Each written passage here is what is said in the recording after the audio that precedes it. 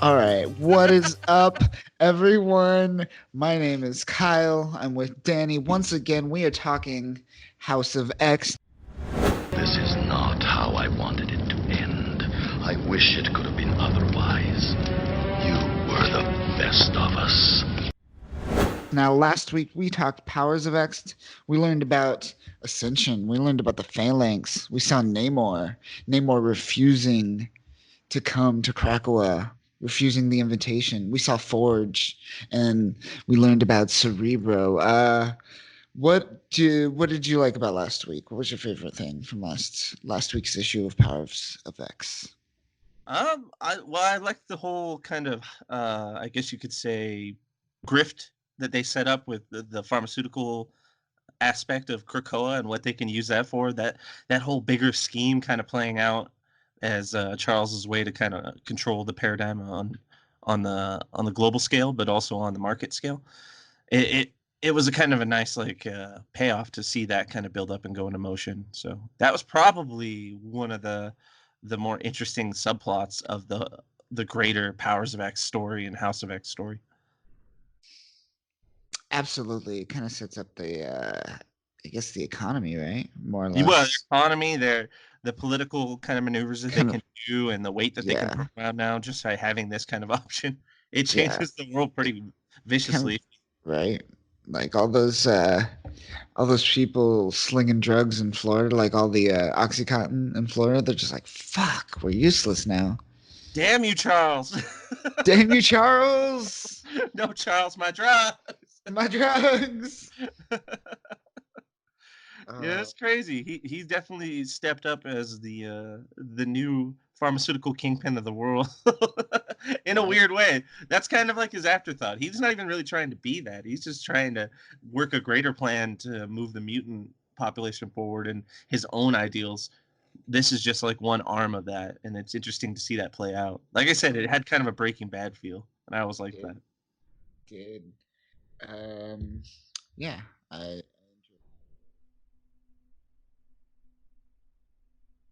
House of X issue number 6. Are you ready? Final I'm ready issue of for it. House. No more House after this. This is it. This is the conclusion. The This is conclusion of House of X. This is the final chapter in the great Hickman House of X run. The one and Yes. done, short series, not drawn out, simple but sweet. Yeah, I enjoyed it. 6 issue run. Well, 12 issues, but If you include Power, but you can look at them individually and still see you, the merit in their own you story. could. You could because they do play out kind of individually. Yeah. But Um, as a set, they're perfect. yeah, I love it. I love 6 issue series too. They're also very easily adaptable to film and TV. Oh yeah, definitely. Because you could get that 3 act structure really well with the Yeah, six it issue run. has a good formula for that kind of application. Hopefully, it Mhm. doesn't get something like that though, because I feel like television just waters is a weird device that kind of waters down any type of property or medium that comes out of comics, usually in the Mhm. form of like a bad television show like Swamp Thing, or some of the movies as they did with Batman or Superman. You're just like, oh wow, they really wrang that rag as dry as they could.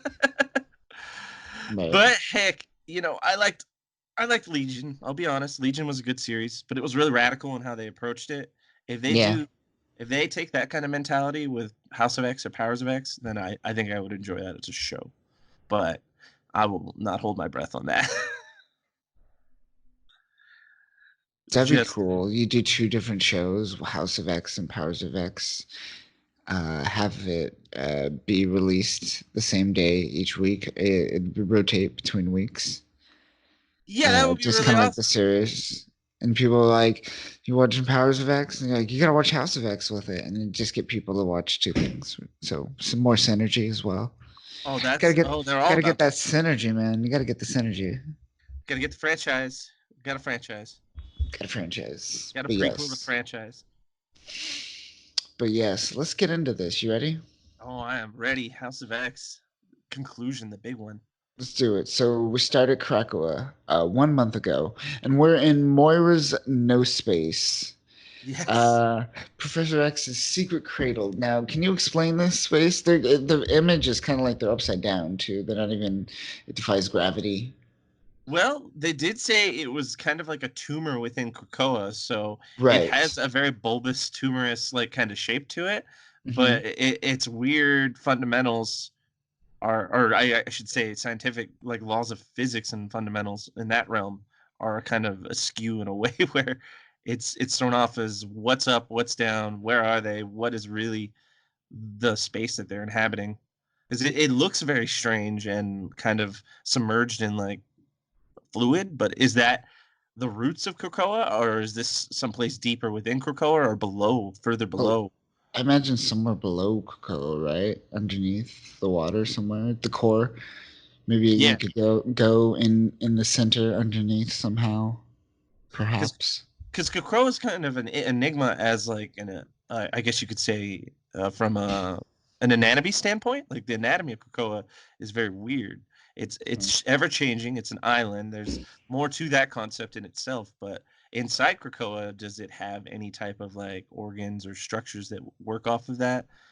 Is there like large masses of water inside Krakoa itself? Like this could be a hidden like lake inside the depths of Krakoa as an island, and Yeah, that's they could be hiding out in. So it's a really unique concept in itself. Just the using the anatomy of Krakoa to your advantage.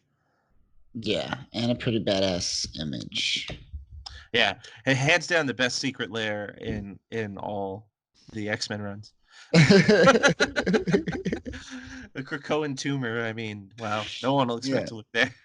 right. And we're with Xavier, Magneto, and Moira, and Xavier's talking, or Magneto's talking to Xavier. He's just like, "There's no turning back." They're all speaking in hyperbole. Um, he almost whips out the chessboard again. Moira has to speed things up. He's like, come on, guys, you got to stop doing this.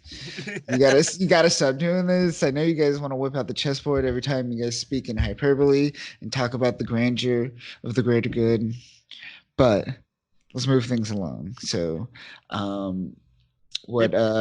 They put it to rest. They really do. Yeah, You have this nice little moment with Magneto where he's just like, all right, from this day forward, let it be new, let it all be different. Let the past not matter as important as the future that we are crafting it matters. And you see this change. You can even also see it in Charles. Like Charles's confidence is really measured by how they animated him in these panels. Like just hit you see him stirring from the back. You see the yeah, hand on a reach slight out to smile. Magneto, the slight smile, the confidence in it, like him putting the helmet on and being ready and like, okay, Cerebro, let's do this. That implies like they are dedicated, but also motivated to be a part of their new philosophical stance and their new spectrum of ideals that they put out. And I like to see that, like not only in the story, but in the actual animation too, in the Yeah, actual artwork. the artwork. Yeah, it's beautiful. You could see the camaraderie in a way that I don't think it's ever been seen before. Sure, they teamed up together, worked together, but it seems like there's been a bond that hasn't been there because it seems like Moira crafted this world where they have worked together. Yeah, and you could And see her admiring it in the background. She's just standing there watching, like, yeah, I did this. yeah. Demi. Good, good. That's great. But yeah, so Xavier puts on Cerebro, and this is the moment of truth, and he speaks out to the world, and he gives a pretty amazing speech, and he's talking to everyone, right? Yeah, Everyone. We assume literally everyone in on Earth. I had a moment of thinking about that where I was like, did he like voice it to people who were like driving or like doing construction work? Like, wouldn't that frighten you if someone just started Oh talking in your shit! head? You Like, I don't know. accidentally like take a wrecking ball or a crane and just smash into a building. Yeah, and they kind of imply that the X-Men as a mythos within the Marvel universe is pretty well known at this point, especially Charles Xavier. So I think him leading with his name and proclaiming what is happening would catch a few people off guard and would probably shock them in a way where it could endanger them. So I started to think, like, did he purposely like select people that weren't busy at the time, or did he Right. just like say, "Fuck it, everyone gets to know whatever comes from it comes from it." Maybe he just doesn't care. He's like he's getting at a bit of arrogance is starting to that kind of god complex is starting to seep out again. But I don't know. It still was funny to think about when you see him addressing all these people because he's addressing like people in hospitals, boardrooms, people in like government buildings. So you're Yeah. seeing like all walks of society kind of getting phoned in by what Charles is saying here. What Charles is saying. Um, so he reaches out to the world or to a select few, who knows? But he's all like, in the coming days, you will receive some awesome drugs. They're going to cure everything: affluenza, Alzheimer, ALS, all the cancers, all of them, overnight, gone.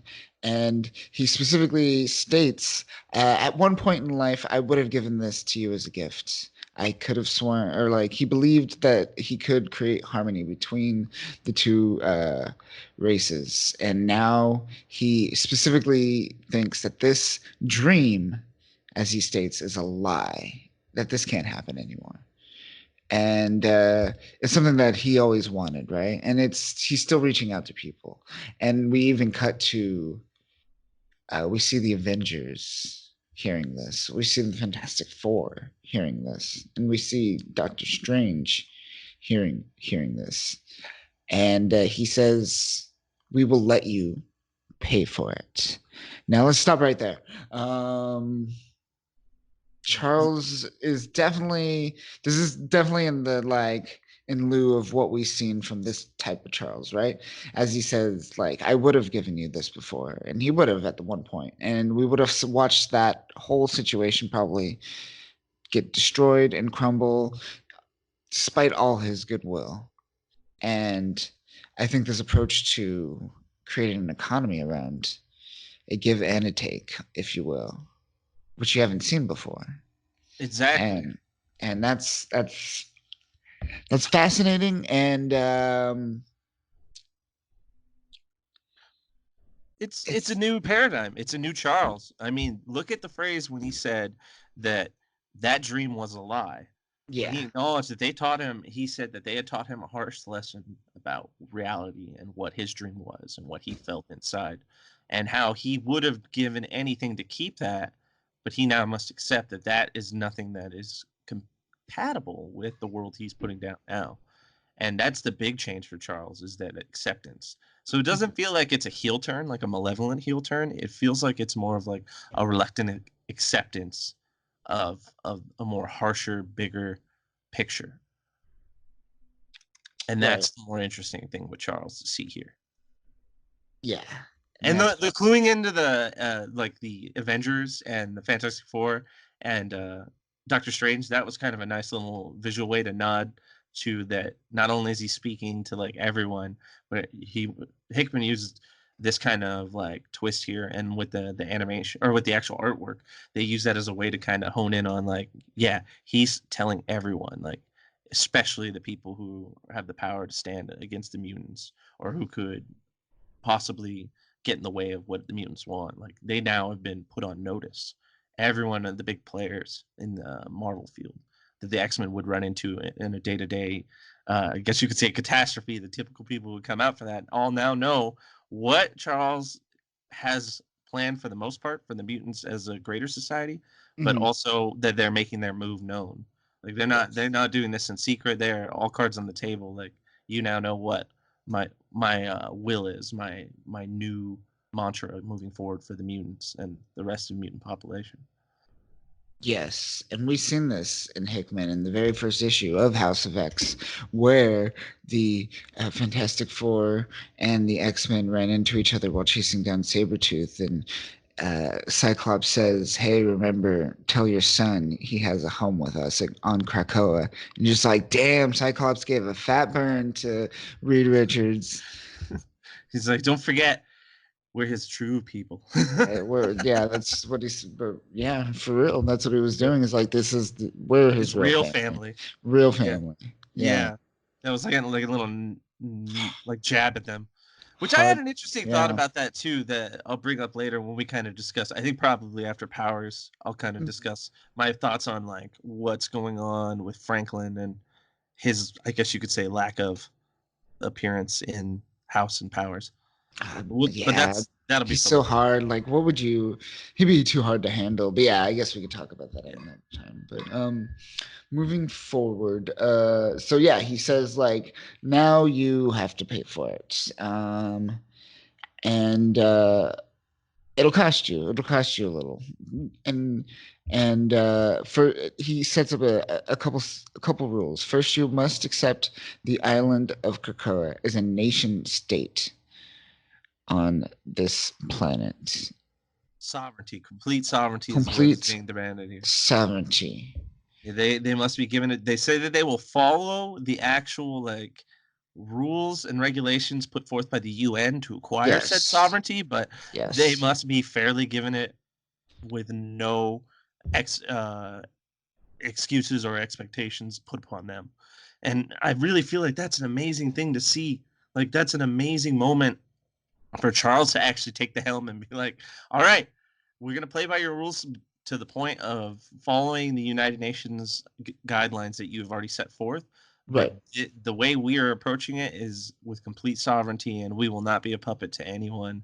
And if you want to enjoy these fruits, the fruits of our labor, you have to give us this in return." And it's a fair trade. You feel like okay, they did kind of screw over the mutants a lot. There's a lot of actual agreeable points here, and it Hmm. doesn't feel too tyrant or totalitarian. And I really want the mutants to finally get their chance to shine. And the only way they could do it is with sovereignty. If they're kind of like a puppet state to any nation, there's going to be too much political discourse, and it's going to end up biting them, like it did when they moved to Utopia and they tried to work with like the mayor of San Francisco, and all that type of stuff fell through, and it would just ended up being a toy for political gain for people part of the corporatocracy in America. So the mutants just were the offshoot or the fallout from that. But this seems like Charles is cutting the ties to any of that. He's setting it up to where they will actually be free to make their own decisions, and they have enough of a playing card in what they're doing with the pharmaceutical end to actually do that. And Yeah. that's really interesting. That is amazing that they can't just be like Magneto where they're like all talk and they're like, we're just gonna be a nation. Instead, they're like, okay, we're gonna make ourselves a nation and we're gonna put weight behind it, so we're guaranteed to get it. He's not playing with without coming to the table with a loaded deck, that's for sure. Well, the second rule is even bolder. So the second rule, all mutants by birth can claim Krakoan citizenship. Now that's kind of bold to say that like other other and other citizens could claim, I guess, citizenship. Would they be dual citizens? I guess then at that point, Uh easiest dual citizenship ever. kind of. If there's a few precedents that I could point to now where that actually is still pretty common. Like for example, in Ireland, I've heard that if you can prove that your family were immigrants from Ireland, even if you're born two, three, four, 5 generations later, you can still get dual citizenship in Ireland if you in Really fact can prove that.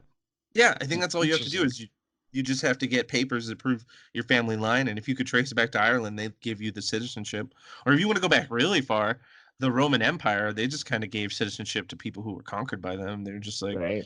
you could just be a Roman abroad anywhere, and it still kind of comes back. That's what this kind of felt like to me. Is it felt like more old Romanesque approach to citizenship, which I like that. That's kind of interesting. So, you could just one day be like, "Oh shit, I'm a mutant. I'm out of here." I didn't know that. I don't have to chill with you assholes. I don't live in Nebraska anymore. No offense, Nebraska, I guess, but Some no, take offense. offense, Nebraska. Some offense. Yeah. It's not my fault. I didn't choose to set you up there. You got some people who have dead for many years to be angry at, not me. You could probably find some graves to pee on, but it's still an interesting concept. You could just up and relocate and be like, I'm a new citizen. I've joined the mutant corps. I'm going out there and make a difference for the world. Citizenship is the way. Citizenship. This turned into Starship Troopers real quick. Oh man. But I like it. That's only the second rule is that he's now building the ranks of the mutants just off of that like gauntlet being thrown down. All mutants are residents, no ifs, ands, or buts. This is a part of the rules. So that Yes, has to go into as a caveat to the UN rules that they're going to set up. yeah, and even stipulates that people that could get a period of amnesty, like criminals and people in prisons, there could be like there's essentially rules aside that allow them to either pay their debts and then come to Krakoa or be set free.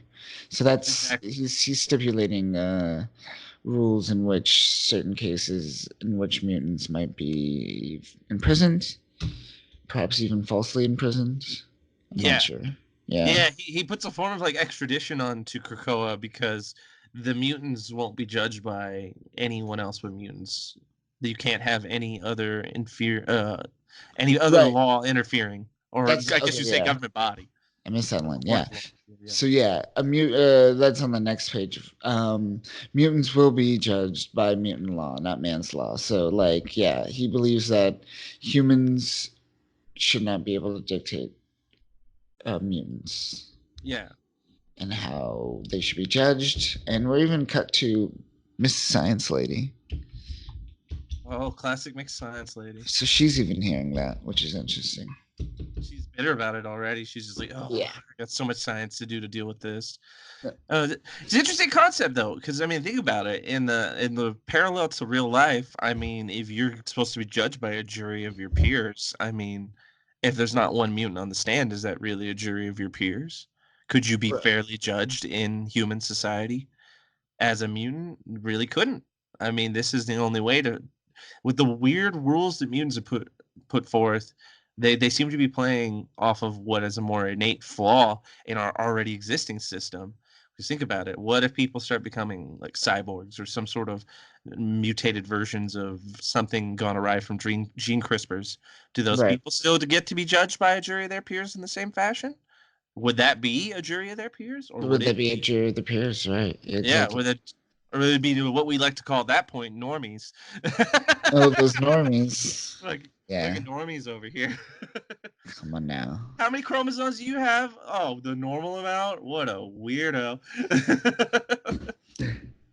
Dude, my baby's gonna be a new type baby. It's gonna be awesome. Yes, he's gonna be awesome. He will lead Xeon to victory. uh Great times. But then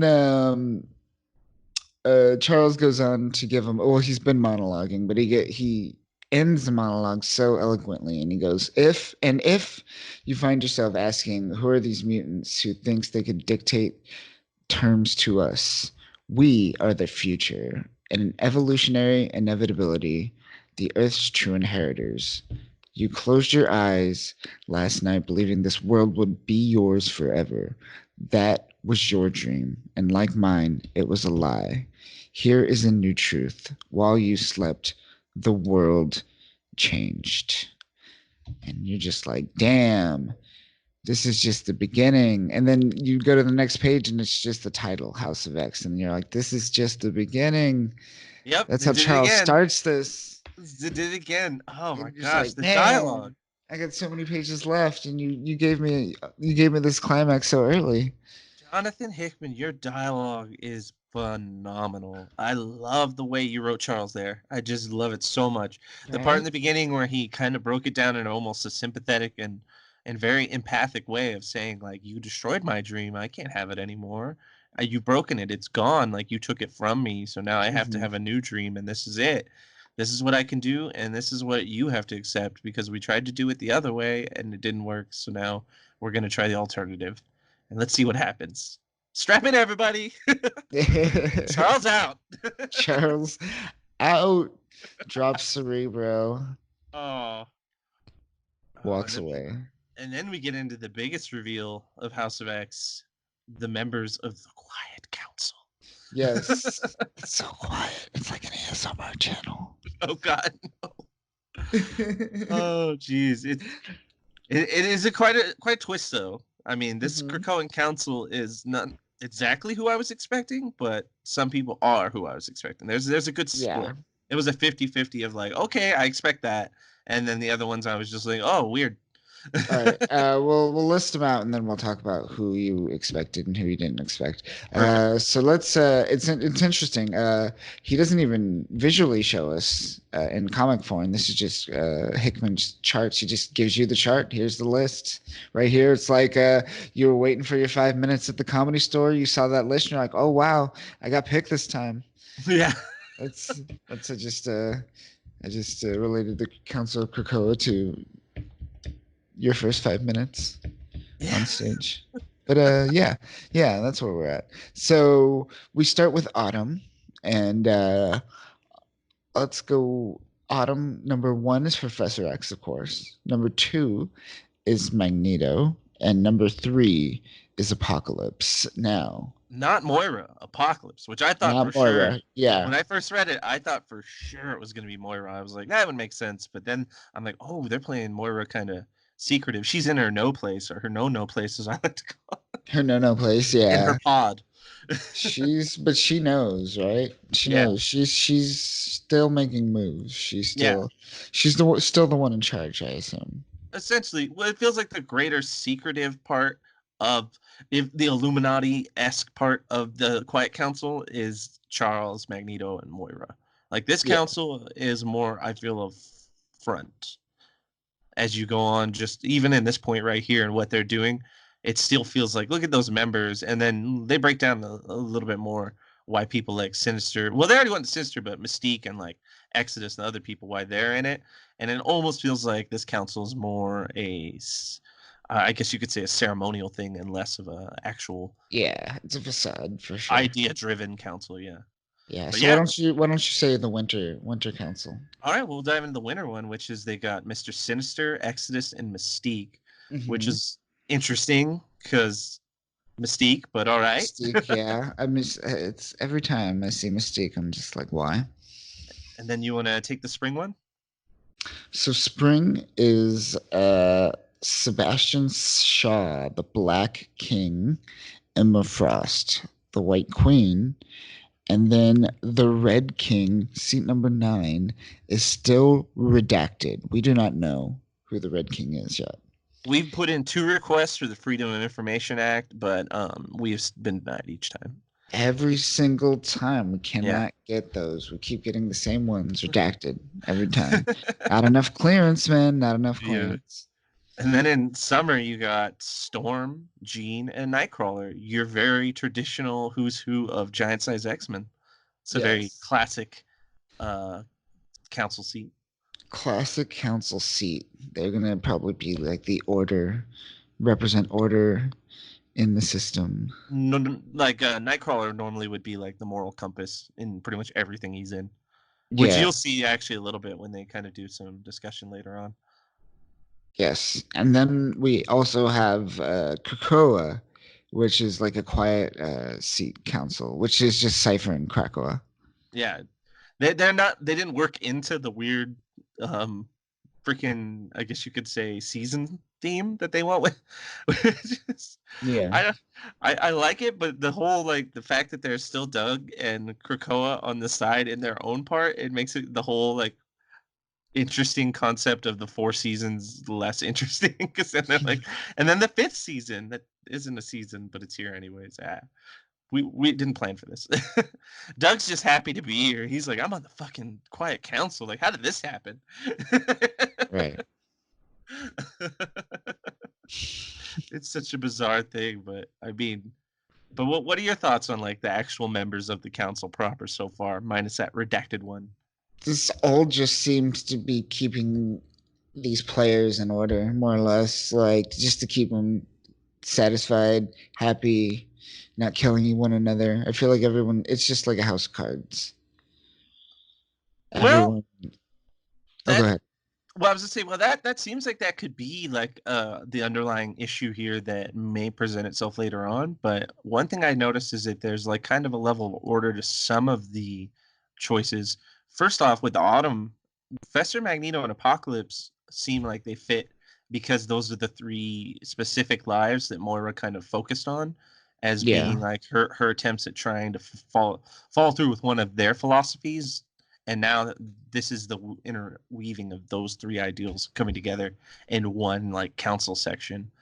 And then Winter is more of them pandering to their, I feel like they're more prominent rogues gallery. Like Mr. Sinister, Exodus, and Mystique have been at like odd ends with the X-Men on their own, and without having to use like really very many other people, just them as themselves.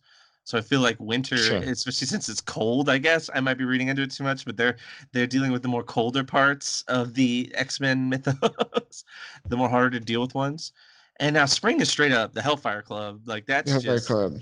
And yeah, it's that's funny that was the seats that were bought and paid yeah, off, kind of. yeah. Pretty much they bought into it, but I mean that they're just the, you could call it Spring or you could call it accounting. That's all it is. It's the financial wing of the council. Like that's really what Spring is. That's where the money comes Where from. that money at? Where that I money at? feel like they could have just skipped all these people and had Warren, and that would have been fine. But whatever. Or did they finally run like Warren bankrupt? Is like, Warren. Oh is yeah, yeah. Angel like, was Warren Yeah. Worthington no longer the money man at the X-Men mythos? Guess I not. don't. And then you have the Summers Council, and it's none of the Summers. None of the Summers. Isn't Missed that great? opportunity. Missed opportunity. You could have had all three Summers Wouldn't that be brothers. great? You could have Get the had Summers in there. Alex. You could have had Scott, and you could have had Gabriel. It would have been great. Oh man, missed opportunity. Whatever. You still got classic, giant size X-Men, so that's great. Yeah. And then rounding it off with the weird buddy cop movie that is Cypher and Krakoa. Cypher and Krakoa just hanging out together. Yeah. And then we learn at the bottom about the great captains, which pretty straightforward, just captains of Krakoa. They assume responsibility in the defending states. It consists of Cyclops, Gorgon, Bishop, and Magic. And we see this played out with Cyclops and Bishop a little bit in issue number 1 of X-Men. Magic, we haven't seen, right? And Gorgon. Nothing with Gorgon, just some like side stuff from him, and like the background and him like they had like a nice little nod later on with him and Wolverine, and I haven't. Oh yeah. Okay. Yeah, because he's kind of been like kind of that sullen background. Like they're animating him less like his sunglass wearing Yakuza design and more of his like Kensei, the blind swordsman kind of artwork or art style. Like he's like a pastiche to that almost. And it's really nice to see him drawn like that too, because it really kind of highlights his hidden presence, like his dominating, like he looks threatening, but he's calm and quiet and collective about it. And Gorgon can throw down, so seeing him on this list with like Cyclops, Bishop, and Magic, I'm fine with that. I don't think he's out of place there because he's very well trained to combat in just all physical forms, but he can turn you to stone by just looking at you. Yeah. Like I mean, like that. it's pretty OP, and he has like a light form of like telepathy and empathy, so he can kind of read minds and read emotions and things like that. A couple little nods of like, I guess, mysticism is baked into his power set. He picked up some stuff working through like Hydra and the Hand and other people in those kind of, or in other organizations like that. And he's definitely on par with Wolverine in many ways. Like that's why I believe it was Mark Miller and John Romita Jr. created him back in like the early 2000s to be like the big new bad for Wolverine, and it was a great story arc. So having him here as a general is really cool. And well, Bishop and Cyclops are proving themselves, and Magic is just OP. So of course they're like, well, he's Magic. If people wanted to go back and read some Gorgon, what would you recommend? Which run? Gosh, to start off, maybe, or maybe, yeah, let's maybe a starting point. Go back to that Mark Millar run with John Romita Jr. I would go back to like, there's like I think he's first introduced into New Avengers Volume 2. So I think you would start New Avengers Volume 2. And from there, I think you would just go through the Wolverine arcs at that time, because he was the big Wolverine character for, or the Wolverine villain for like 7 issues. Then he like kind of dipped out for a bit and then came back in. So I would say go around like the 2004 eras, like Avengers arcs, and then read the Wolverine arcs from that time, and you'll get all you need from him. Like if you want to see him like actually being implemented. Because after all that stuff, like Mhm. later on in like the 2000s and then the early teens, he pretty much drops out, and you're not going to get anything Yeah. involved with Logan. But yeah, there's plenty of collected like Wolverine issues around the 2004 that you just would get all Gorgon if you start reading around that time. So pretty much the year-long arc was involving him. I don't remember what it was collected as. It was probably just a volume of Wolverine from that time. Because I know that he was in the Avengers volume at that time, Volume 2, but Right. there's Volume 2s for decades. So Sure. Conan 2004, you look up Volume 2, you'll be fine. And having him here in like the greater plot of the story is going to be interesting because I mean he had some beef with Wolverine for a while. They hated each other pretty uh, avidly, so seeing them mend that is going to be an interesting development. Indeed, indeed. I'm excited. So we cut to the actual Council of Krakoa and we watch everyone slowly, like very slowly, like 5 panels slowly, walk towards their seat. But it's Oh, beautiful. and to And you let you know, it is circular. It is a circular it is council. circular and it's great because you see the first splash image is just Charles standing up, Magneto, Apocalypse sitting down, the rest of the council coming towards their seats, going towards their seats. And in the background, just see the face of Krakoa just looming over everyone with Cypher just hanging out on a Yeah, branch just on the side. off. So you see a tiny little image of Cypher hanging out and just relaxing with his arms back, just kicking back, saying like, "I can't believe I made it to the top." I made it. All I did was know languages, and that's it got me Douglas, places. buddy, you only had to die and overcome a lot of stupid A things, lot of but you dumb made it. things. And look at that! Look how they drew Krakoa. Like Pepe Oh yeah, Lawrence killing it with that Krakoa drawing. I wish dude. I had that as Yeah, like a wallpaper or a poster. Giant face. just a giant face of Krakow. Yeah, it's pretty epic. I highly recommend you look at this. It's great. So we move on. Everyone joins the council. Everyone's sitting down, Except for and the Red King. except for the Red King. Yes, still not there. Seat still empty, still not there. Yes, and essentially everyone's there, friends, family, as he says. And then he talks to Douglas, and Douglas is all like, "All right, release him." And we Release the see, Hound. release the Hound specifically, and then Yeah. we see Sabertooth just kind of plop down out of like a ball of water, right in the center of the council. Bringing us full circle from the beginning, or when Sabertooth was first being brought in as an issue Yes, with One Went Down with Mystique. And now we're coming all the way back to that plot. all the And way they did back it to quick that point. too. Everyone sits down and they go, "All right, let's get to business." Even Nightcrawler's like, "Oh, so we're jumping right into it. All right." Yeah. Let's do it. Yes. So essentially, he shows up and and and everyone's talking about what do we do with him? What do we do with him? And they're all like, well, we need to like establish more rules before we pass judgment on this guy, more or less, because they're trying to figure out every question leads to another question, more or less. Because they're all like, what are our founding rules and established laws at this council? And what do you think about this moment? They're just kind of like going back and forth, and we learn about like what laws they create as they go on in the conversation. But But you what do have you, a really interesting dialogue between all the talking heads here, like all the different perspectives and the unique points of views and histories that are baked into these characters are kind of put on the table. Except for yes, Sinister, who still feels like he's a really weird version of himself. yeah, he's out there. He's out there being a weird, awkward, semi-funny, He nod to the camera, was he's going to be secretly Deadpool the sinister. whole time. Yes, Or you know what he kind of reminds me of? He reminds me of Morph from the X-Men animated from the series. animated series, just like Yes, making that cracking would jokes.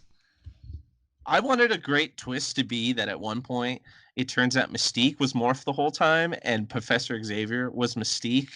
That was the twist. Like Uh, through this whole run of Hickman, it's just been it's now it's the Mystique the whole dumbest time. twist. But the Uh, greatest way to introduce Morph as like he had been faking his mistakes. yeah. But you get some good point of views here, and I like how like Magneto kind of leads it in, where he's like, "All right, this is a new era. Like we got to throw away the old ideals." And Charles is like, "Yeah, we have to revitalize what it means to be a mutant and the concepts of how we carry ourselves." And the flavor added from, I guess you could say, weird, sinister, is more comical and less meant to be provocative or actually like concrete. But then you get people like Exodus and Apocalypse who are actually putting down some real, actual philosophical like stances, saying like we do have to deal with this. I Yeah. may, I may not, I may not necessarily have the same ideals as everyone, but this is we have to deal with this seriously and actually stand by our decisions. Because once we go down this road, we're stuck on it. Even Jean has like a nice change of like stance. She kind of stands out of everyone here because Jean takes a stance that you wouldn't expect her to take. She takes a much more hard line stance and a much more less forgiving approach to how they should adapt to this new law and order that they're trying to put forth. And that I found the Yes. most interesting and unique point of view out of all of the ones being put forth was And hers. yes, and she says like the highest crime would be killing someone who cannot come back. It would be it would be a mutant killing a human. So essentially, this leads them to their first law, first rule of Krakoa, in which they agreed it will be a law of Krakoa that no mutant may take a human life if a human cannot take a mutant life. More or less, right? Yeah, it's pretty much broken down in a way of saying like we're above all this murder, we're above all this mindless killing. We need to make it a precedent that the mutants may be a new evolutionary chain that are stepping out amongst the world, but we're not going to subjugate the humans like they did us. We're not going to beat them like dogs or beasts of burden until they die. We're going to defend ourselves. We're going to have our ideals, but we are not going to just commit genocide. They're not going to do a Myra and just start with genocide. They're going to Just backburn that. genocide. Yeah, Man, that's off the table. They're taking it off the table. just like one dude had too many beers and was cocky, and she's just like, fuck these mutants. Death camps. I need death camps. That's what I need. That's the appropriate response. uh, Oh man, and those then yeah, so as they're talking, I believe Sabertooth Sabertooth chimes in. chimes in. Yeah, Sabertooth chimes in, and Emma's just like, nah, let's not have that. She says quiet and just turns off his brain. It looks like Well, her and Jean do it. Jean do it. Yeah, They hit her. They hit him with the first wave to kind of like mess with them and like yeah, kind of like kind of test him and be like, "You need to calm down, Sabretooth." And then he still tries to fight it, and Jean's just like, "No, quiet." So two of the most powerful psychics in the like telepathic psychics in the planet just went into his head and just turned his brain off, put him into standby. He's like drooling and everything. Like it's like he's even making like a crashed computer noise. He's like her. yeah. Like It's the great. Just the like bubble just just H R gone. R R. It's awesome.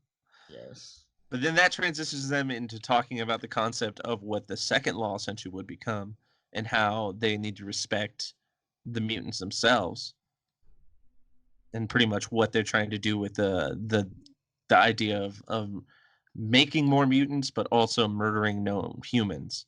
So they're trying to work forward with like a positive aspect of just like let's increase things, let's not take away Yes. things. And they Taking started to things come away is not a bad thing. Is right. in their new foot forward.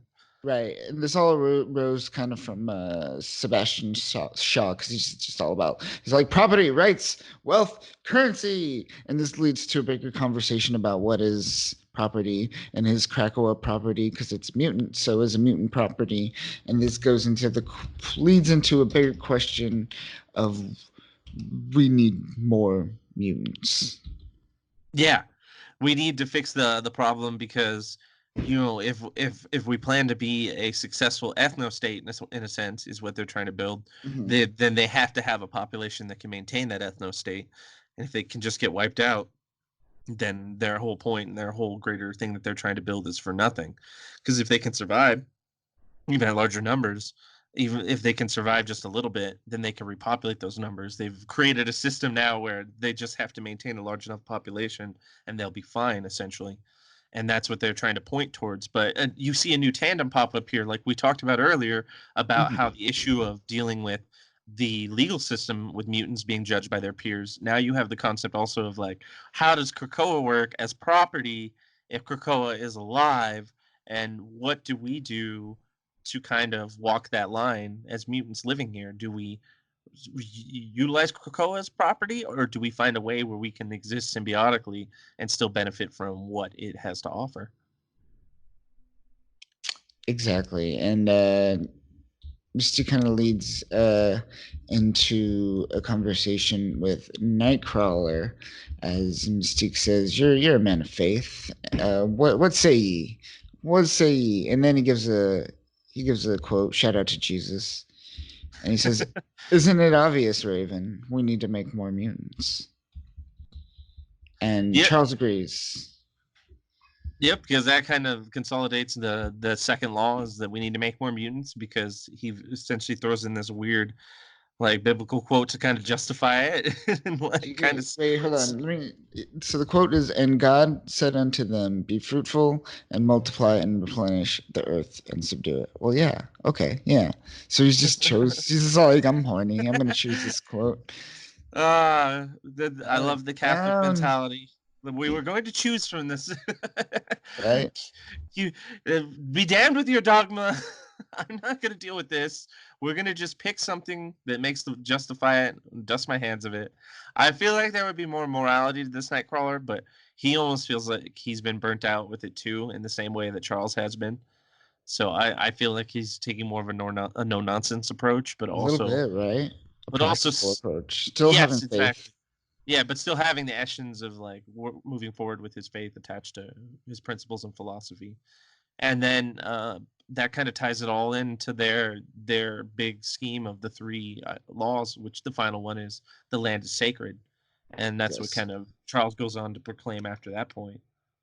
And you get the simplest Hickman graph you could ever or infograph you could ask for, Yeah. just the three Just laws. three laws: make more mutants, murder no man, respect the sacred land. Does that rhyme? It rhymes, right? Yeah, kind of. You could. It It has does. enough of a cadence where you could, spit it out like it's some hot fire. But doesn't this have kind of like an Isaac Asimov feel to it, like the laws of Yeah, like the robotics? three. Yeah, like the laws. The A three little or bit. the three, or then the later amended four, then later amended subsequent beta law. Yeah, but I Sure. feel like we're walking into that kind of like that trope of the three laws that conflict with each other. We're gonna hit a point where like, well, when does the laws come into conflict and what law subsedes what law? Like, what if you have to murder a man to protect the sacred land, but in the process of murdering that man, it would lead to less mutants? So then you're both murdering a man and making less mutants, but you're still respecting the sacred land. Oh, see, Yeah. the Okay. already issues that could Yeah. arise. I'm already confused. Look at that. I don't know if he meant to do it as like a nice like throwback to Asimov and like his laws of robotics. Like I don't know if that's what this is supposed to be, like a tongue-in-cheek way of going like, here's our Could like be. easily flawed laws that can be messed up, but uh, maybe like the council itself, this is another one of those things that's more ceremonial. Like this is more of a just going through the motions kind of thing. Like these laws Yeah. are because obviously they're gonna murder people. They're gonna People are gonna make obviously sure. Yeah, yeah. it's gonna happen. Let's be Didn't real. they? And didn't they not respect the land already? Didn't like was it Beast or someone killed or like Wolverine like killed like a random animal that was on the land? They like attacked Beast and then like they killed it. Do you remember Oh that? yeah. It was in one of the newer chapters or the newer issues that came out. Was It that New was, Mutants? That wasn't New Mutants. I think it was like in the it might have been in Dawn issue number one, X-Men issue number one. I think there was like Beast got attacked by something on Krakoa, and it was just like, wait, isn't Krakoa supposed to be this paradise for mutants? And then someone makes like a comment where they're like, oh well, Krakoa is also evolving and doing its own thing, so what are you gonna do? And I'm like, but they just killed that thing. That's not it's respecting the sacred land. They killed He the just Krakoan mutant monster. makes no sense. We'll find out. We'll Yeah, see how much they fudge and twist that. yeah, like I feel these laws feel more ceremonial than practical, Yeah. symbolic, But if you so now that they have the laws, they're all like, okay, now we could judge this man. will. Yes, let's do the judging. Let's Oh do the yes, judging. judge him in the most Hickman way you can judge someone. Right? Uh, And they all are like, do you agree? Everyone's all like, how do you judge this man? And everyone's all like, I say ye guilty. And everyone's just all like, guilty, guilty. Everyone agrees, more or less. yeah. Well, geez, Emma's like, oh, absolutely. She's Oh all yeah, she's excited. into it. She's into She it. hates Uh, Sabertooth. Sebastian Saul seems kind of apathetic. He's just like, yes, fine, whatever. He's like, I give it a meh. Yeah, Yeah, yeah. and you know Same with what? the Mystique too. Aurora was a little bloodthirsty too. She was like, this is long overdue. Long overdue. Like She's excited. her and Emma were just like, yeah. Yeah, and then he goes savage. He's like, I'm gonna remember you, remember your kids, remember your kids. I'm gonna destroy your bloodline. I'm That's gonna old school Sabertooth right rip, there. That's rip like, open your nutsack and yeah. drink the sperm just like the Indians. I I'm think gonna that's get what the they did. doc. We're gonna build a Mandalorian. I'm gonna go back in time. I'm gonna kill your family. And then I'm gonna go back in time even further, and I'm gonna kill their family's family. And I'm gonna spend the rest of my life traveling backwards throughout time, killing off your time until there's none of you left. And It was everyone's just very old yeah. school, like Sabretooth of just like you crossed me. But then you get this like, oh well, that doesn't matter anymore approach to like the reality of what this council is capable of and what lengths Charles is now ready to go to is put on full display in the next page. Yes, and Tear us into that one. everyone kind of ignores him, and then Xavier just goes, Douglas, do your thing. And He's like, go on, do your thing. he's like, hey, He's he's the just like, middleman. he's a middleman. He's like, all right, let me talk to him. Yo, Krakoa, get on it. And Krakoa just grabs him, binds him, all the roots, just like Evil Dead 1 with the trees. Yes. Yes, Oh that's what I'm yes. talking. Very rapey looking. Oh yeah. San Raimi all up in it. Oh god. Very Sam Raimi up in here. Oh And god. Charles says, you have been found guilty, and so will be sentenced. The And dopest shot in the whole freaking issue. That one line coming out of Charles, and then that's the angle of like his hand reaching up into the air, trying to grasp at anything while the vines wrap around it, and you see mhm, Charles just looking down at him as he's being pulled yeah, away into that chasm. Oh my yeah. god, such a well done. Cool. And he's Well not done. smiling. He's not frowning. He's pretty stoic. Yeah, stoic as fuck. Oh yeah. Oh, Yeah. just like cold and just judgment. The judgment has been laid down, and that's what I like is there's that level of seriousness. Apparently, Namor sees some cracks in it, but I don't know. This was a pretty badass scene right here. This We'll was a pretty see. no nonsense scene right here. Yes, and he says we cannot send you back to the man's world, humans' worlds, but we can't tolerate you living on Krakoa, or at least the surface. So we banish you to to a deep stasis where will spend your life just in the center of Krakoa. And just complete suspended animation in the deep depth chasms of the innards of the continent of Krakoa. Like just wow. Like that makes what the Council of Reeds did to the all the Doctor Dooms of the Doctor different Dooms, multiverses. yeah. Yeah. That makes this Oh, look like like cuz those they're lobotomized and they're just Doombots now in a weird way. They're just lobotomized Doombots kept Doombots, underneath the yeah. council, like also kept underneath the council in another like the chasm of that like weird little area they gather in that nexus of time. But I mean, they're still used in a way where they get something out of them. Like this is Sure. literally like you're banished Nope. to nothing. You're just Gone. banished to just non-existence. Like you exist in a place removed from the rest of our society that no one will ever see or interact, and you'll never know because you're in stasis. So you don't even know. You don't even know that you're trapped in there for eternity, and they can't kill you because you'll just get regenerated. Right. they'll, they'll keep 3D printing you by accident, and they'll be like, "No, cancel the queue, cancel the queue. We got Sabertooth coming through. Cancel print." Keep printing again. Damn it! I'll kill you all. They're like, no, we'll just put you, in the storage. And this is a very Hickman way of handling like issues like that. He did the same thing to Doctor Doom, and like now that they're gonna implement this in the mutant realm, I love it. Yeah. This is a good throwback to his writing style. And Charles says, perhaps she will be redeemed one day, but that time is not now. And until then, you are exiled, bitch. He doesn't say bitch. I said bitch, but And it rolls off a little bit better. The way he's yeah, standing, you feel like he's saying it. He said it in his yeah. head. He was just a bitch. Cross me for the last time, Saber. So when do you think we'll see Sabertooth again? Oh, I feel like that plot device is gonna sit and cook for a bit. It's gonna simmer. He's gonna simmer that one, put it on a slow Yeah. cook, and then when it plays off, it's gonna be nice. It's gonna get out. It's gonna be bloody. They're gonna keep like the Krakoan 3D printing machine will not be able to keep up with the bloodbath that Sabretooth will Mhm. bring when he gets loose. Like I'm waiting for Apocalypse to have his pop off moment. I know Sabretooth will definitely have his. His call for vengeance has already been laid down, so that is in due time will be played out and delightfully. Yes. Yes. So after that happens, Krakow closes, and the council is dismissed. And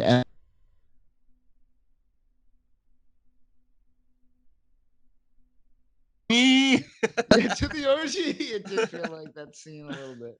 they're Uh, just ready to just everyone's having a great time, all boozed up on Krakoan booze yeah. and all the crazy fireworks and psychedelics they could ever want.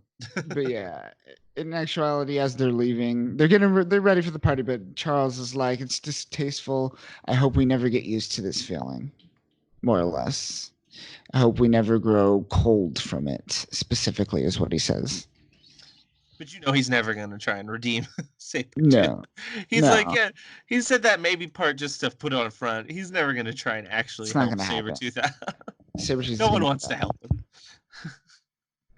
Still weird that Mystique is on the council.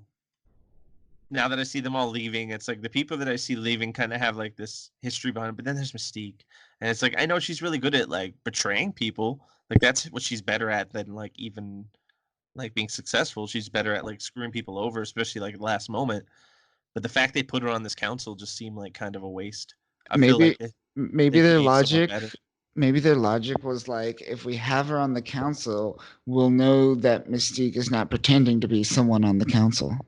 Oh, I like that. That's kind of like the double down of what I was talking about Because earlier. if she's That's there, good. yeah, you got to Yeah, see her. You got to yeah. see her. If you see her, you know she's not being tricky. What if Mystique is just posing as Mr. Sinister and Mr. Sinister is posing as God Mystique? damn it. If you do that uh, twist, it'll be like, well, fuck me, Hickman. Fuck me. yeah, you're like, what was the point of that? Come on. Yeah, I did it because I could. Yeah. I Well, could. you're getting sassy, Hickman. I don't like this. Yeah, I know what this power is getting to your head. This Yeah. adulation is too He's much. like, What have we done? I'm head of X. This is what I do now. Don't argue with me. My word is law. It's like the late 80s, early 90s over there, and he's like getting an X shaved into the back of his head with some dollar signs next to it. Oh, God. Let the haircut die. Who gave Hickman parachute pants?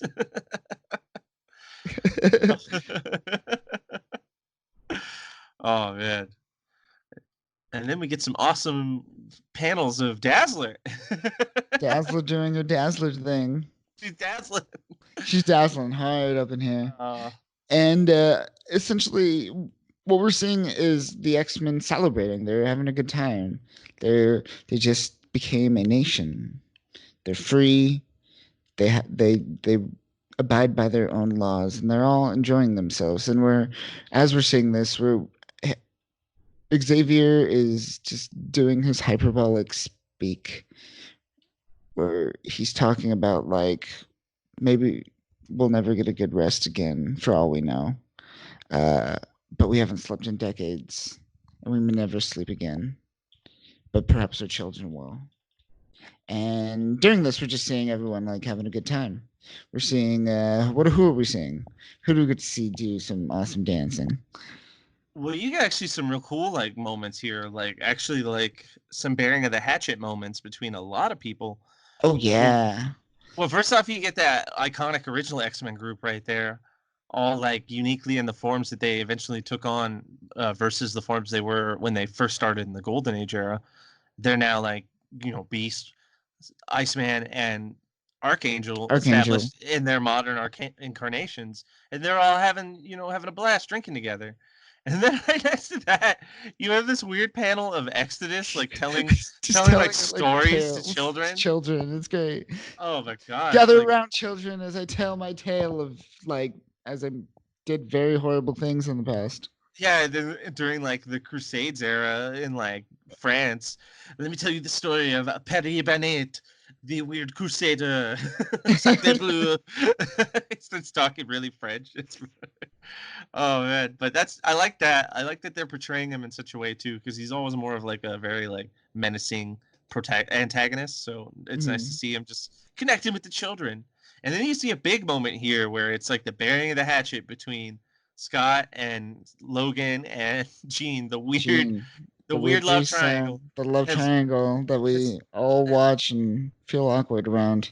it seems like they're finally mending that. He hands out a beer to both of them, and Yeah, then this like is I was cool. So hinting this at is what we were earlier, talking about. Yeah, the transition of him making amends with Gorgon too. Gorgon, Yeah, yes, and that's cool. And just that's his outfit does look cool. he's just standing there all like boating or foreboding in the background, like not even. Mhm. I'm too cool to party because I'm blind or something. I don't know. Yes. He's just standing there like he was just waiting for someone to bring him into the party. He was just like, someone led me here, but I don't know what happened. But yeah, that was an interesting little moment. He brings Gorgon a fucking beer. And he's like, here, drink up.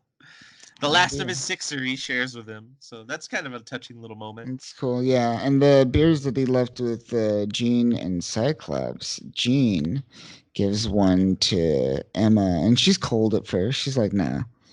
And then eventually she takes the beer, Yeah, reluctantly. And reluctantly. and even Havoc is getting in on it.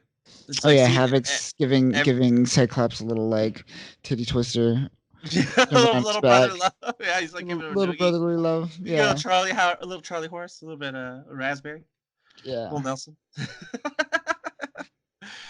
Every generic younger brother torture move. He's rocking that headpiece too. Oh, iconic fucking Golden Age The Golden Age headpiece. one. Yeah. Oh, so terrible. But Jean pulls off the Golden Age look, the She classic does. and look well. Yeah. Cyclops is rocking his more modern incarnation, which is good because his earlier stuff was really bland. And like we were just saying, Havoc is amusing at best, amusing visually at best, and that's all it's got going for it. Positively, negatively, he looks like a tool. I'm sorry, but like Charles has set a precedence for unique headgear in this comic, and I feel like that kind of shit may have flew in the '60s, but it's now 2019. You need to step up your game. What are you doing, Havoc? Get off your Right. ass. Get on that. But yeah, it's just a nice little closure to a lot of stories. But then we Yeah. get the best turn of all. Oh We get yeah. the most brooding, off the beaten path, like stance of Apocalypse here, just sitting off in the shadows, but it's not Hanging out. really. Yeah. He's kind of like got a little bit of subterfuge going on, but not too much. Mhm. Like enough where like if they probably turn around, they could just see him standing there next to that tree, kind of surrounded by leaves a little bit. Like Oh yeah. Apocalypse, you're like 8 feet tall and like weight probably like 400 pounds. Like I could see you there. I can see you. What are you up to? He's like just hanging out, just doing my thing, being myself. I'm being foreshadowed by this foreshadowing. Look at this foreshadowing, shadowing me. It's physically manifested. I love how Hickman like brings the story characters to such a point where like the artwork can then follow them with like whoever's doing it. Like Pepe has done great, and then RB has done great as well. Like with using these weird like just images of characters standing there and making these faces with like the lighting around them to imply like a almost a tropey kind of foreboding or foreshadowing or menacing kind of stance. And I love Yeah, it because it's almost campy, but it's fun campy in a way where I'm like that seems kind of silly, but also I still liked it. It didn't feel like it ruined what they were trying to do. exactly. But it does feel like this moment, it's always like, enjoy this moment. It's not going to be like this forever. Yeah, It's not going to last. Not everyone's going to be happy and working together. Apocalypse already knows it. He already knows it. Look at that face. You don't have a face like that Yeah. if you don't know it. I mean, look at there's like a firework exploding like less than like 20 feet away from him, and he's got all that shadow on his face still. Yeah, hard shadows. Get those Yeah. hard shadows. That's the foreshadowing shadows. They, they Mm. they break reality. They're meta. And then we're left with Magneto and Xavier just kind of looking off epically into the distance as fireworks go off in the background, saying, "Just look what we have made." I feel like Return of the Jedi almost. Kind of some yub nub. Yeah, like the whole time I was like playing that song in my head to this scene. Yub nub. Yeah, a little bit. Yeah, you can totally play yub nub during this. Yeah. You're like, yep, that maps. Should have put it on in the background while I was reading it. Wasted opportunity. I'll do it later. Yeah, you have plenty of time. No. Yeah, true that. And then we cut to the next page, which is a map of Krakoa, where it's located. Get some Krak- cryptography up in this. Get some cryptography up in this. So there's a location in the Atlantic, and there's a location in the Pacific. Yep. So there's two Krakoan I guess you would say continents. Because they're massive, so I would consider it a continent, right? Yeah. Yeah. Because I've never really gotten the breakdown of like the actual full size of it. I might have missed it, but from the way they portrayed it and the way the landmass is shown in scale to like Australia and to a bunch of other places that are considered continents, I would say, yeah, it's a continent. Probably one of our smallest continents, but definitely. Yeah. And should we stop all the locations of Krakoa that have been named so far? Yeah. I was to say, I think they gave us the rundown last time of like the more big points, like the gates where you can travel. But this is like Krakoa proper, broken down as like if it was a theme park. Yep. This is where you go. This is where It's a Small World is. Yeah. Yeah. So we got the first couple we touched on a little bit, I think, last week, which is House of X and House of M. Which was built by Brian Michael Bendis. Just note this. Yes. Built all on the house of Brian Michael Bendis. Oh gosh. And then they got the resurrection area, which is the Aber Magna, right? Arbor Magna, yes. This is where everyone gets resurrected when you die. We've seen this two issues. Printer. Yes, the mutant printer. Number 4 is Arena. I don't know if we've seen this yet. I imagine it's just an arena. Maybe it's a coliseum. Yeah, they're like, are you not? Yes. Charles just wanted an excuse to wear a toga, and he finally got it. Oh. All right. Number 5 is Academos Habitat. Which I'm not sure what that is. I'm not sure what that is at all. That's probably something that they're going to lean into later. This is probably more groundwork stuff. Because they haven't referenced in any of the newer issues either, so... Have they referenced any of these locations for the most part? Yeah, the Resurrection, the House of X, the Grove, I know that. The Cradle, yeah. I don't know what the Oracle is. The Reservoir, I don't know what that is. The Wild Hunt, yeah, no. Most of these they haven't. Yeah. The Red Keep, ooh. What is happening? How did George R. R. Martin get in this? Yeah. Someone's going to sue. Somebody's going to sue. George Martin's going to sue somebody. All right, but yeah, just the ones that you just named off: the Oracle, the Grove, the Cradle, the Reservoir, the Wild Hunt, Carousel, Bar Sinister. We know Bar Sinister. Hellfire Bay. Hellfire Bay is where Marauders boats come in, where Logan gets all his rum from. His rum and weird food. TV dinners. His TV dinners. Sweet, sweet TV dinners. He does. He gets jazzed about his rum and TV dinners. You'll see that in Marauders. It's funny. And then wait, where did I leave off on? Yeah, Hellfire Bay, Hellfire Bay, and then the Red Keep. Red Keep, Blackstone, the White Palace, and then Blank. 18 is blank. I imagine it's the Red King. The It's Red gonna be King would Red King probably be at related. the. Well, he'd probably be at Oh, the the Red Red Keep. Keep. Yeah. I think that's probably Moira's no place. Yeah. That would make sense. Yeah. Because then we get more transit. We get the Point and Danger Island. Damn, Danger Room upgraded. You don't know about the Point? That's where all the cool kids go to have a gas. It's great. It's keen. We roll up there and in my Woody and have a great time, man. We put the top down and we listen to that sweet, sweet, sweet jazz up at the Point. Oh man, these locations are really intriguing. Right? What's happening in these locations? What's going on? Yeah. I'm, I want to I'm know more about what really happens at the Point, and I want to know right. more about what happens at Blackstone. Where's everybody go to fuck?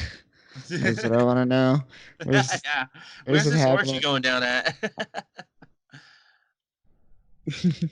I want to make a note and correct that it wasn't Xavier, it was Magneto that said, "Just look at what we made," which is also the quote that ends this issue. Just look what we have made, Magneto, as we celebrate, looking out at our mutant kind. And that ends House of X issue number 6 and House of X, the series. What say you, Danny? How do you feel? How I feel very erect are happy. you? I'm quite turned on in both phallic nature and in my nips. So it's a full body arousal. And Sure. and I really enjoy it, but I still feel that my biggest problem with it all is The that council? they underloved Apocalypse. No, you know Oh. what my biggest problem really is, and it's right here at the end. It says, "Look at what we have made," and then they had like the little just like cryptography breakdown of how Krakoa is, and then they cut back to that same quote two Yeah. pages later. So remember that quote? Remember the quote that just happened? It's there. They do that a couple times because I think the first quote in the first issue was the one that Moira says to Charles, and then the issue Oh. ends, and then the quote is the thing that she just said. Oh, all right. So that's less hacky because it's more of like he set a precedence for it, but Yeah, almost still kind of a lazy way of it's a nodding it little out. lazy. Yeah. I feel like there were a handful of quotes, like especially what Charles was saying when he was first pretty much explaining to the world what was going on with the mutants, but also the quotes in the council chamber. Mhm. Those were great. Like they could have taken some stuff from like even what Nightcrawler was saying. That would have been kind of funny. Would have been a nice way to bring it full circle, Right. but yeah, Yeah. still, I mean, even just this issue alone, House of X as an entirety aside, this was a great issue. This had a lot of really interesting like plot twists and reveals, and a lot of stuff paid off. Action wise, there really wasn't any per se. I mean, No. there were some well animated scenes. The way that they were drawn, like they had a lot of action in its visual prowess. But overall, that didn't matter. It felt like the story reveal, the dialogue, and the portrayals of the different mentalities and philosophies of the council members amongst each other. Like that was way more intriguing to me than like just as any other fight, like any good throwdown between like a couple Omega level mutants going at it. Like that's one thing, but this like this weird, I guess, nuanced emotional stake being thrown down by each person. Like they're all putting their stake in the sand to say like, hey, we're in this as the council and these are our views, but we're not going to waver on any of that. Like everyone's stuck to pretty much their core ideals, and that's what really made it nice seeing them play off of each other in an organic way. Except for, like I said, Sinister's weird, but you know, him aside, everyone else was spot on Mhm. for the most part. I mean, what Yeah. can you do? You've got like a lot of characters on here that have like 40 years of comics behind them, if not more. Exactly. So I mean, sure, Nightcrawler was kind of strange too, but still, I believed in enough, and you know. Which, what else are they gonna put? Who else are they gonna put in that council like to fill in like the gaps? Like Nightcrawler and Jean and Storm have like the best spectrum. I feel like Scott has his own role, so that's fine. And Wolverine's old, but you can't have Wolverine on a council. He's too much of a wild card. Too wild. He'll just kill someone. Yeah, he likes to. He's just like, you know what? just you egg sucking gutter trash. You egg sucking. Yeah. He keeps calling me gutter trash. I don't know. It's weird. You know what they would have pulled out Sabertooth and Wolverine would have just tackled them and fought him as they're falling down into the abyss, like that scene with like Gandalf and the Balrog and like Return of the King at the end of Two Towers. Two Towers. Yeah. Oh man, that'd be great. They're just falling into the chasm of Krakoa, just battling each other. They just keep falling forever, so they would just keep battling. Yeah. And I feel like they're lacking with not putting Selene on there. I mean, she's like 17,000 years old. I mean, that kind of wisdom is kind of hard to come by, but she's also super evil. So the fact they bring her onto the island at all is questionable. But, you know, hey, you're going to bring Sinister, Mystique in. Selene would be an option, but yeah, I don't know. It wouldn't play as well, I feel, fan-wise. Yeah, I don't know. I mean, she is statistically speaking the oldest mutant and has like a wealth of history that they've never really even flushed out. I mean, they throw around that she's 17,000 years old, but you know about maybe 10% of that in the comic. So this would be kind of a cool way where they could have flushed her out more and she would have gotten more respect due to her level of impact on the overall mutant universe. I mean, shit, Douglas wouldn't even be alive. Well,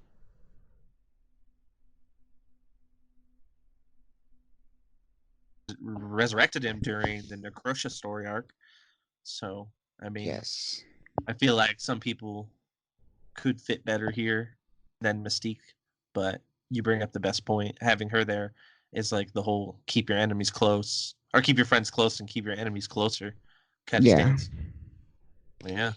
Yeah. What about you? Who would? Oh, go ahead. I was gonna say, what do you think would be a better alternative to Mystique if you could throw someone on the council? I don't know. Goop. Goop? No, you mean Dupe. Dupe. Dupe. I mean, yeah, Dupe. Dupe is a goop. Dupe is a giant ball of goop. Dupe is a giant ball of goop. Yes. So you're not wrong if you were calling him off of just what he looked like.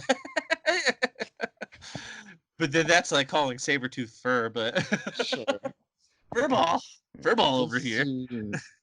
Other than Mystique, I'm 100% behind Dupe being on the council over Mystique. Not only because Dupe is hella powerful, but Dupe is super useful and go-to. Like, he's smart. He's intelligent. Wolverine says that there's no person, and this is Wolverine, we're talking about Logan, who's been alive for hundreds of years, says that there's no person that he'd rather have in his corner than Dupe. And he knows a bunch of people. He knows Colossus and shit. And he'd still rather have Dupe. Magneto probably owes him a favor, you know? But he's still like, no, I want Dupe. Fuck you, Cable. Dupe is way more badass. What would be an equivalent to Mystique, I guess? Villain wise. I don't know. I don't know who I would choose. Or like, what role would she play ultimately on the council? Even if it is just to keep your friends or enemies closer. Like, but what is the facade that they're putting on? Why is she there? What is her purpose? Or what is it making her believe her purpose is? That's where I don't know. I am right there with you. I feel like that is the biggest loose end and the biggest problem that's going to probably arise in the later coming issues, because they're not going to give her what she wants. They're not going to really utilize her for anything important. So it's all going to come to head to a point, and they're probably going to replace her, or who knows? She might replace someone else.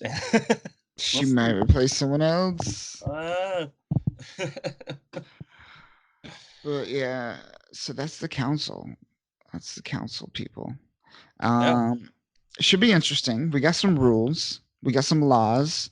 We're a nation state now. The mutants are a nation state, not we. I'm an insignificant human just talking about it. That pales among the might of the mighty mutants. Of the mighty mutants, yes.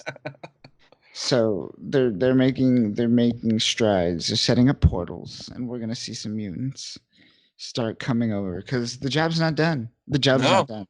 No, House of No. X is done, but not the job. House of X built this up, this crazy plot, and essentially the dominoes are going to be knocked over by Powers of X that we're going to deal with next. These are Mm. all right here in this issue is the dominoes all being lined up perfectly, and then you go into Powers of X and you see how it all plays out, and Ah, it's awesome. yes. It is delightful. Indeed. Yeah, I loved House of X. It was great. Probably one of the better X-Men runs in a long time. I agree. This is amazing. And I'm motivated. I've been reading so much comics since new X-Men's come out. Sparked joy, as Marie Kondo would say in that book about tidying up your room. It had that kind of philosophical impact on you. Yeah, exactly. Um, but yeah, it's laying the groundworks. Like I'm telling people now, like this is a great place to start. Start here. Yeah, Start right here. You're gonna not know a lot of stuff, but you're gonna know everything you're gonna need to know moving forward. yeah. I loved X-Men pretty avidly for a long time, and then Avengers, starting at like Avengers versus X-Men and going down from there, it all just kind of faded away, and I just stopped caring, because it just seemed like the writing had gone to crap, and the character portrayals had just all fallen apart, and the canon was just not even relevant anymore, or not even being addressed anyway. Now it feels like all of those issues have been turned around, and that Hickman actually is embracing it in a way, and his mantle as head of X amongst the staffers and movers and shakers over at Marvel. I'm actually appreciating what they're doing instead of just like utterly fearing whatever they're going to put out each month. Because I had stepped away from comics in general, but now, yeah, I'm definitely like excited about X-Men again. I still followed like the older series pretty well because I still trying to build that collection for my own Mhm. personal game. So there's a lot of that stuff that I still go back and read and like kind of Oh check up yeah. on. But like now I'm actually really excited about new stories. Like I last good story I really honestly liked from X-Men was Age of X. Do you remember that? Where Hmm. I wonder if they'll address that. I'm hoping they'll address that where like Legion created that weird persona inside his Yeah. head that was Moira, but that was a fake. It was a fake. He was having like a psychosis or like a schizophrenic moment where he created Yep. a personality that just looked like Moira. I hope they like talk into it and go like, no, actually that was Moira, and there was a reason that happened. That was one of her other lives that we will Oh, talk about. maybe that's a That would possibility. that would be interesting, but no, but that was like 2011, so that was like the last good issue I liked. So it took damn near a decade, but Hickman brought me back, and House of X was a good is a good testament to what he's done, and Powers of X is the perfect bookend to it. Agreed, agreed. And that's what we're going to get next week. Powers of X, issue number 6, the finale to Powers of X, and the finale to this origin story. We're going to learn about Moira's sixth life, people. Are you excited? Whoa! Whoa! The secret six life that we've alluded to having one of the weirdest plot twists. You get ready for this one.